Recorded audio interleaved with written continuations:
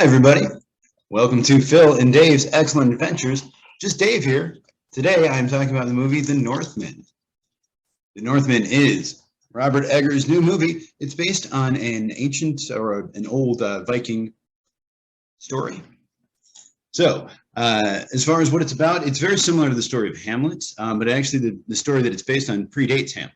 It's a character named Amleth, or Amleth, and it is basically what Shakespeare based Hamlet on. If you just take the H at the end and put it to the beginning, you get the name Hamlet. As far as what I liked about the movie, I thought the cast overall was really good. Alexander Skarsgård as Amleth was great. Anya Taylor-Joy also did a very good job. I liked Nicole Kidman and Willem Dafoe in the movie as well. Overall, I thought the story was good. It's a good story that was entertaining and engaging. It's a basic sort of revenge plot kind of thing. Like I said, very similar in some ways to the story of Hamlet, in which a young prince's father is killed by the father's brother. And then the evil uncle takes the throne, and he has to come back and sort of avenge his father's death. Also similar to, of course, The Lion King, which is also kind of based on Hamlet. In this, I actually thought the love story in this was pretty good. I was sort of interested and compelled by it. If nothing else, it's certainly better than Ophelia's story in Hamlet was. The action scenes in this, I thought, were really well shot and really well directed.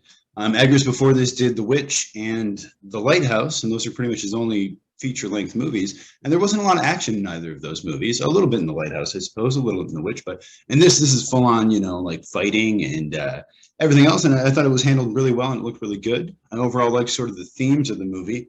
The cinematography is great. There's a lot of long kind of shots that are uncut that look really great and are really beautiful to see. The visuals in this movie are really cool. They do a lot of stuff with sort of showing the interpretation of, Valhalla or Valhalla, and that kind of stuff is very visually engaging and looks very interesting, and I liked it a lot. The sound design in this movie was really good. There's a lot of cool sort of sound effects and stuff where they kind of bounce sounds off the walls to sort of create an effect. The music overall I really liked in this movie. There's a lot of cool throat singing, and I think one of the actors who plays the He-Witch actually learned how to throat sing for the movie.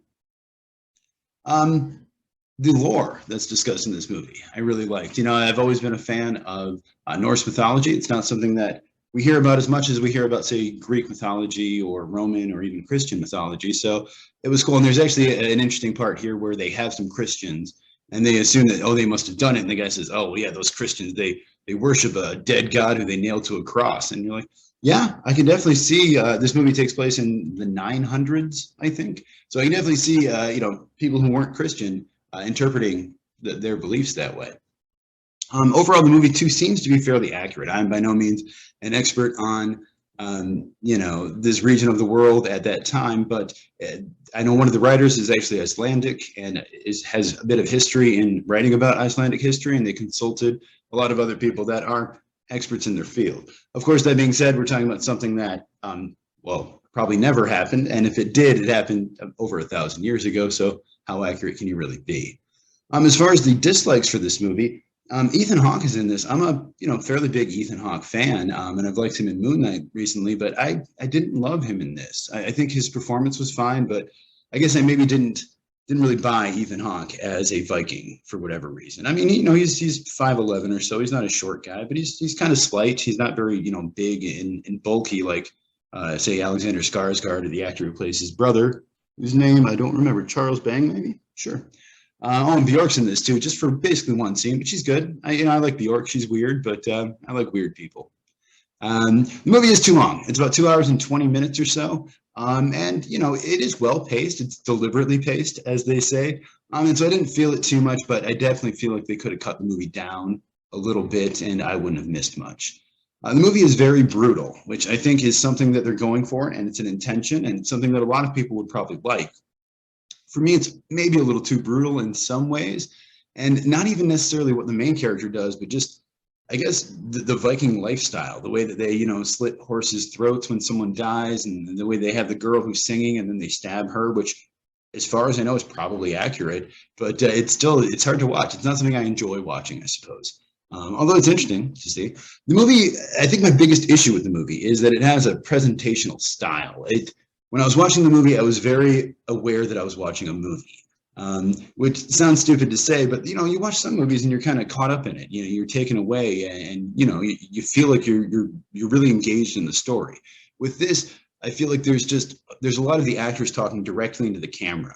It's something I noticed with Ethan Hawke. He has like a kind of a soliloquy there when he gets murdered, and it's something Willem Dafoe does as well. And they're both great actors, and they do a great job with it. But it's something that I'm not used to seeing, that we generally don't see in kind of modern storytelling. So I'm assuming what they're doing is probably more accurate to the way that stories were told, at that time, and maybe wouldn't seem that weird to them, but definitely seemed a little weird to me.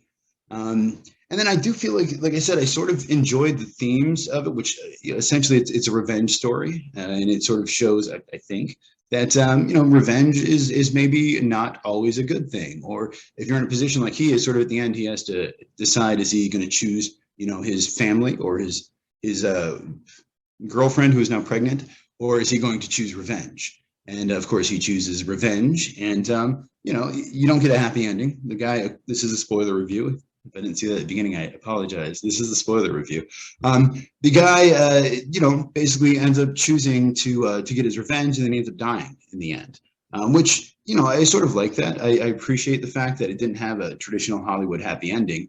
But then I feel like the theme gets a little muddled by having him sort of see his wife or his girlfriend, his woman who he impregnated, seeing her sort of in the afterlife and, with their children and everything. And even sort of saying to his mother and her son that, he would see them in Valhalla and everything afterward. I guess it almost seems like in a way they were trying to have their cake and eat it too. If your point is that revenge is bad, but then you kind of still try to give him this happy ending, it was a little muddled for me.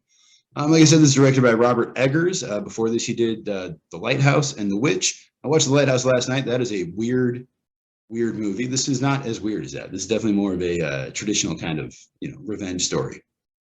In this movie, again, he uses birds really well. He used seagulls well in The Lighthouse, and there's a lot of stuff with the goat, Black Phillip, in The Witch. So the guy gets really good performances out of his animals. I don't know who his animal handler is or what his secret is, but also, there's a lot of fire in this, and as far as I can tell, it appears to be real fire. I could be wrong. It could be CGI, but usually CGI fire looks pretty fake to me, and to me, the fire looked good. So if it is CGI, they did a good job with it.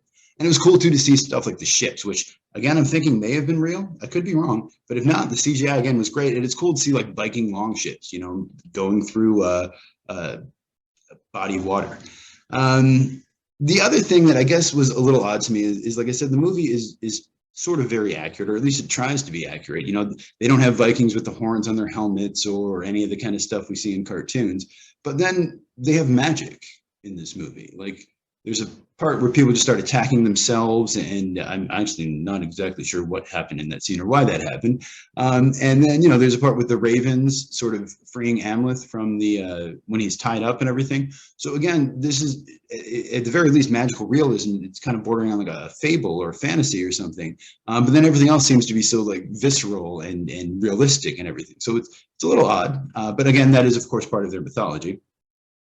Other than that, I thought the movie was good overall. It was enjoyable. It was a little too long. It was a little too brutal, and I don't think it's for everyone. I think a lot of people probably wouldn't enjoy this movie, but I do think it's a very well-made movie, and I'm curious to see where Eggers goes from here. I think his next movie is going to be The Vampire, because apparently all of his movies have to start with the word "the," and it's going to be a remake of Nosferatu, from what I understand. He's also working on a Rasputin TV show, and he wrote a medieval set movie called The Knight, which has not been made yet.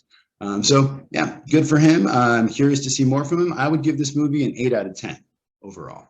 I think it was, good, but could have been better. And I'm curious to know if you saw the movie, what you thought of it. Please tell me down in the comments below. Thank you so much for watching. Hope you have a great night, and I will see you here again next week.